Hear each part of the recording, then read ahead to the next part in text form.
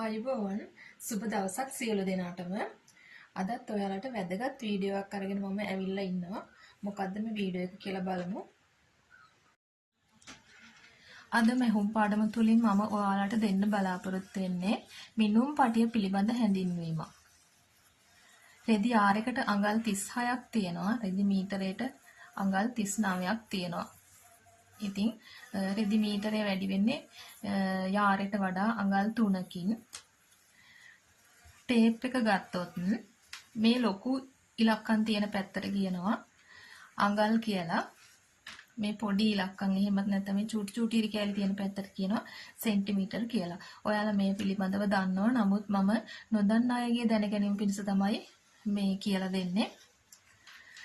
අපි ටේලරින් ක්‍රමයට මෙෂර්මන්ට් එක ගන්නකොට මිමි හදා ගන්නකොට මෙන්න මේ අඟල් පැත්ත තමයි පාවිච්චි කරන්නේ මගේ ක්‍රමයේදී. එතකොට මේ අඟල් එකක් ඇතුලේ මෙන්න මේ පොඩි ඉරි කෑලි තියෙනවා.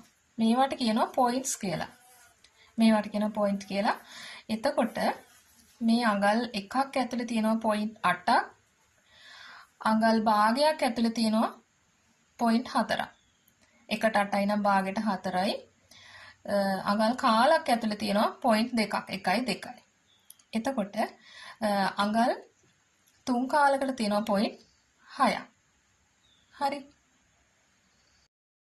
ඒක අපිට මේ විදිහට ඇඳලා පෙන්වන්න පුළුවන්.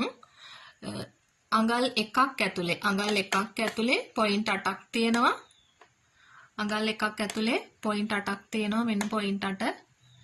අඟල් 3 කාලක් ඇතුලේ පොයින්ට් 6ක් තියෙනවා. අඟල් 3 කාලක් ඇතුලේ පොයින්ට් 6ක් තියෙනවා. ඒ වගේම අඟල් භාගයක් ඇතුලේ පොයින්ට් 4ක් තියෙනවා. අඟල් කාලක් ඇතුලේ පොයින්ට් 2ක් තියෙනවා. ඒක අපිට මේ විදිහට ලියා ගන්න පුළුවන්. අඟල් පොයින්ට්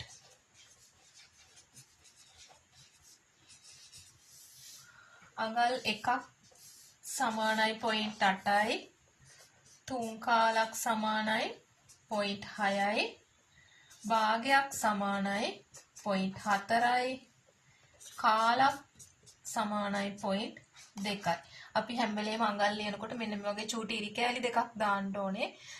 අඩිය යනවා නම් එක ඉරයි දාන්නේ. ඒක අපි හැමෝම දන්නවා. මම චූටි මතක් කිරීමක් කරේ නොදන්න අයට.